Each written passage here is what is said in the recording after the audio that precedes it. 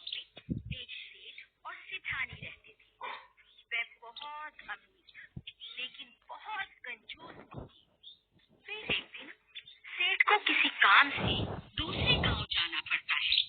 उनके घर में एक नौकरानी भी थी। सेठ के जाते ही सेठानी उस नौकरानी पे जुल्म ढाना शुरू कर देती है।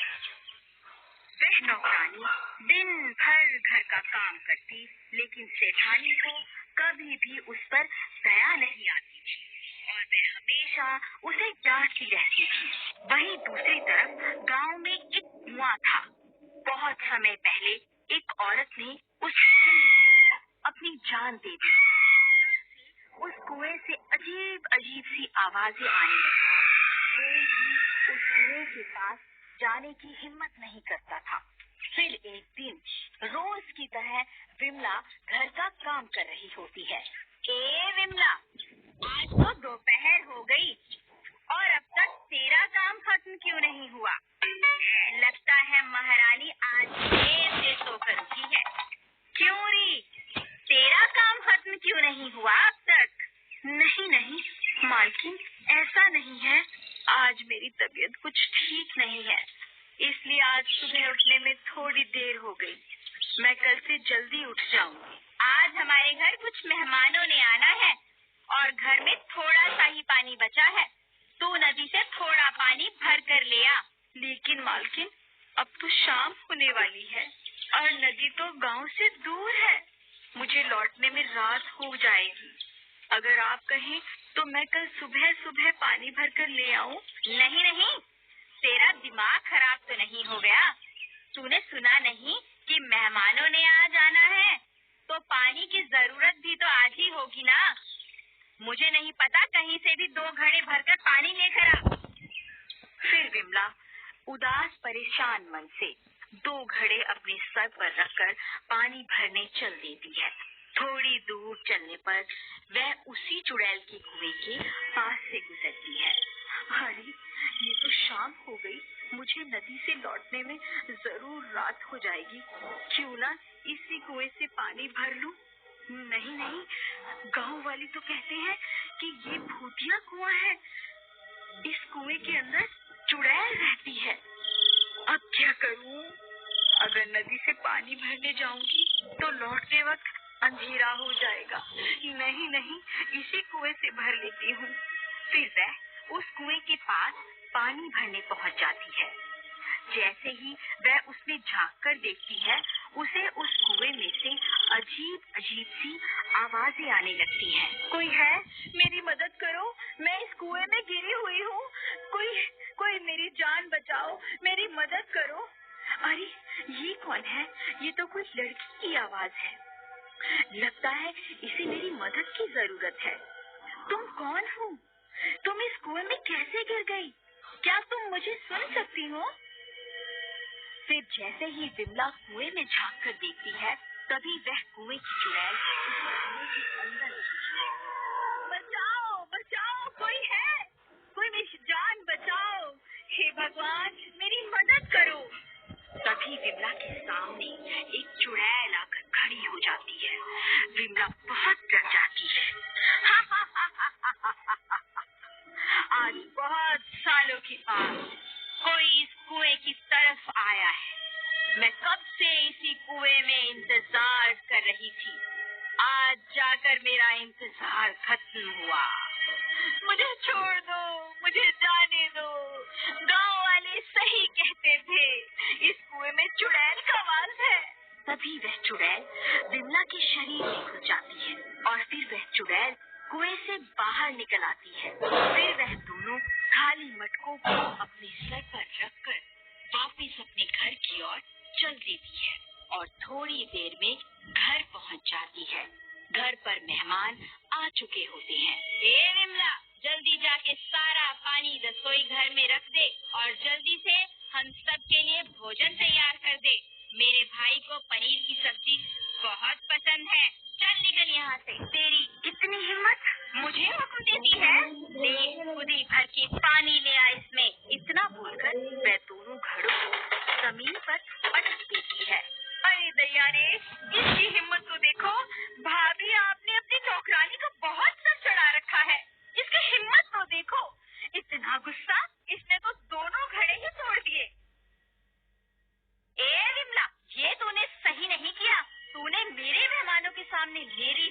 करके अच्छा नहीं किया।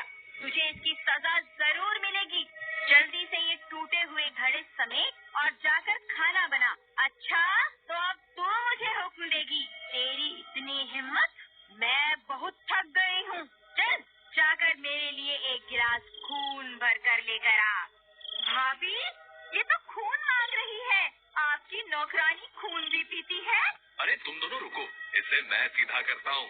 ए नौकरानी कहीं की, लगता है तू ऐसे नहीं मानेगी। तभी बबलू चुड़ैल की बाल पकड़ लेता है और जोर जोर से उन्हें खींचने लगता है। क्यों? अब बोल। अभी तो बहुत बोल रही थी, अब तेरी बोलती कैसे बंद हो गई? तभी चुड़ैल उसके हाथ पर जोर से काटती है। अरे मर गए रे, ये भूखी तो मेरा हाथ ही चबा गई। हाय मेरा हाथ। अरे रेखा, ये देखो इस नौकरानी ने मेरा क्या हाल कर दिया। बहुत दर्द हो रहा है। तेरी इतनी हिम्मत, तूने मेरे भाई का ही हाथ काट खाया? रुक, तुझे अभी बताती हूँ। फिर सेठानी विमला को सबक सिखाने के लिए आगे बढ़ती है। तभी विमला उसके बाल पकड़ लेती। ड्यूरी मोटी, तू मुझे सबक सिखाएगी? अब बोल, अब तेरी जुबान बंद कैसे हो गई? हे भगवान, इस विमला को आज ये क्या हो गया? ये तो किसी से भी नहीं डर रही। ए विमला, मेरे बाल छोड़ दे, नहीं तो अच्छा नहीं होगा। बबलू, बबलू, मुझे इससे बचाओ, मेरी मदद करो। फिर जैसे तैसे वह तीनों अपनी जान बचाकर वहाँ से भाग जाती हैं।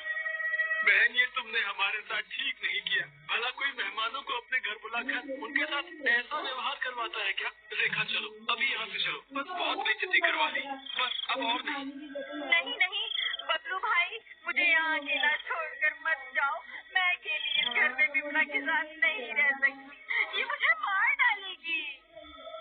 तुम आज रात यहीं मेरे घर रुक जाओ, कल सुबह अपने घर चले जाना। ठीक है, लेकिन ध्यान रहे, मैं और अपनी बेइज्जती नहीं सहने वाला। ठीक है भाई, लेकिन अब हम क्या करें?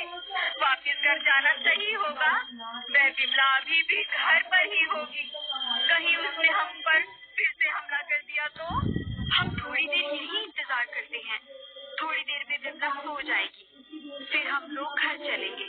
फिर थोड़ी देर इंतजार करने के बाद वह लोग फिर से वापस अपने घर की ओर चल देती हैं। अजी जरा झाँक कर तो देखिए, विमला है या सोने चली गई? फिर बबलू झाँक कर देखता है। अरे कोई नहीं है, डरने की कोई बात नहीं है, रास्ता साफ है, चलो अंदर चलते हैं। फिर वह सभी पाँव घर के अंदर घुस जाती है और इधर उधर देखने लगती है। अरे कोई नहीं है, चलो अब सब सो जाते हैं, सुबह होने दो। इस नौकरानी को तो मैं सबक सिखाऊंगा। फिर रात के 3 बजते ही विमला पूरी तरह से चुड़ैल बन जाती है। वह बहुत डरावनी बन जाती है। फिर वह अपने कमरे से निकलकर बाहर आती है, जहाँ वह तीनों सो रहे होते हैं। उस चुड़ैल को बहुत भूख लग रही होती है। तभी उसे बबलू की टांग दिखाई देती है। वह बबलू के पास जाती है और उसकी टांग को चबाने लगती है। तभी बबलू नींद हो जाती है। अरे मर गए रे, बहुत दर्द हो रहा है।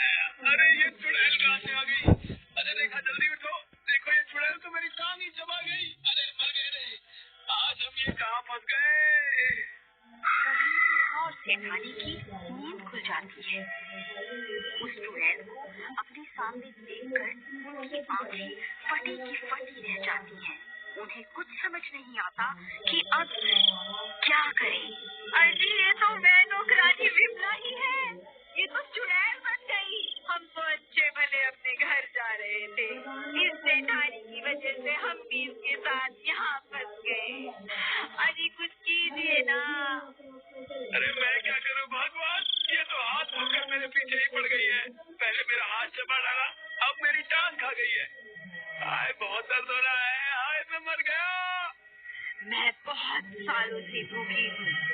अब मैं तुम तीनों को अपने कुएं में ले जाकर खाऊं।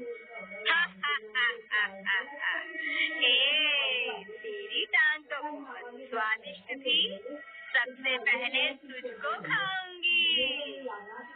अरे मर गए रे, ये तो सबसे पहले मुझे ही खाने को बोल रही है। अरे भागो, अपनी जान बचा कर भागो। अरे भागो रे, ये चुड़ैल तो पागल हो गई है, आज ये किसी को नहीं छोड़ेगी। अजी रुकिए, हमें यहाँ अकेला छोड़कर कहाँ जा रहे हैं? फिर वह दोनों भी बबलू के पीछे पीछे भागने लगती हैं।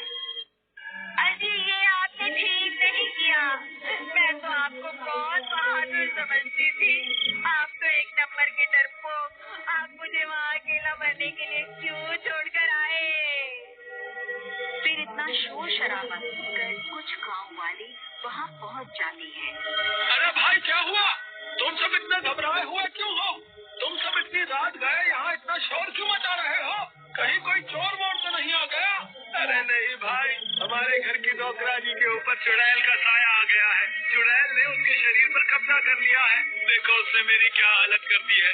हम तो वक्त रहते वहाँ से भाग आए, नहीं तो वो हमें कुएं में ले जाकर कच्चा खाने की बात कर रही थी। क्या कहा भाई? कुएं में ले जाकर? कहीं वो कुएं की चुड़ैल तो नहीं जिसके बारे में सब गाँव वाले बातें किया करते हैं? हे भगवान, मुझे तो लगता है ये उसी कुएं की चुड़ैल है। वो इतने सालों के बाद उस कुएं से आजाद हुई है, अब वो किसी को जिंदा नहीं छोड़ेगी। अरे भाई ऐसा मत कहो, तुम तो हमारी मदद करने के बजाय और डरा रहे हो। कोई तो उपाय होगा इस चुड़ैल से पीछा छुड़ाने का। भाई अगर हमें उपाय पता होता तो हम पहले ही इस चुड़ैल से छुटकारा न पा लेते। लेकिन भाई हमें कुछ न कुछ तो करना ही होगा। वो चुड़ैल किसी भी वक्त यहाँ आती होगी, जल्दी से कोई तरकीब सोचो। कोई तो रास्ता होगा। इस चुड़ैल की कोई ना कोई कमजोरी तो जरूर होगी। ये चुड़ैल हमें कुएं में ले जाकर खाने की बात कर रही थी। चलो हम उसी कुएं के पास चलते हैं। और फिर वह सब लोग उस कुएं की ओर चल देते हैं और कुछ ही देर में वह लोग वहाँ पहुँच जाते हैं। अजी मुझे तो लगता है हमने यहाँ आकर बहुत बड़ी गलती कर दी। ये कुआं तो उस चुड़ैल का घर है, वह यहाँ जरूर आएगी। मुझे लगता है हमने यहाँ आकर अपनी मौत खुद ही तय कर दी है। ऐसा कुछ नहीं होगा, मुझे लगता है ये कुआं ही उस चुड़ैल की सबसे बड़ी कमजोरी है। ये उसका घर है। उसने सालों तक इसी कुएं में रहकर इतनी सारी शक्तियों को हासिल किया है। अगर हम इस कुएं में आग लगा दें तो जरूर उस चुड़ैल की सारी शक्तियाँ खत्म हो जाएंगी। चलो हमें देर नहीं करनी चाहिए, जल्दी से इस कुएं में आग लगा देते हैं। इसके अलावा हमारे पास कोई और तरकीब भी तो नहीं है। फिर वह सब मिलकर सूखी घास और पेड़ की सूखी टहनियों को उस कुएं में डालने लगते हैं। तभी डरावनी आवाजें आने लगती हैं। ये कैसी आवाजें हैं? कहीं वो चुड़ैल यहाँ तो नहीं आ रही?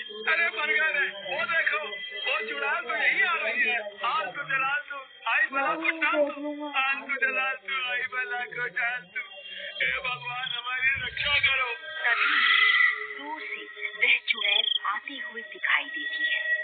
वह सब लोग उसे देखकर बहुत डर जाते हैं।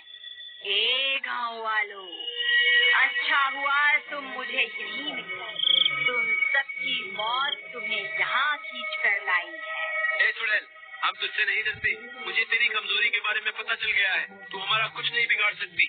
मैं तुझसे नहीं डरता। रुक, तुझे अभी मजा चखाता हूँ। बबलू भाई, थोड़ी कम हेकड़ी झाड़ो, ज्यादा हीरो मत बनो। जिस तरकीब को लेकर इतना उछल रहे हो ना, अगर वो तरकीब फेल हो गई तो सबसे पहले ये तुम्हें ही कच्चा खाएगी।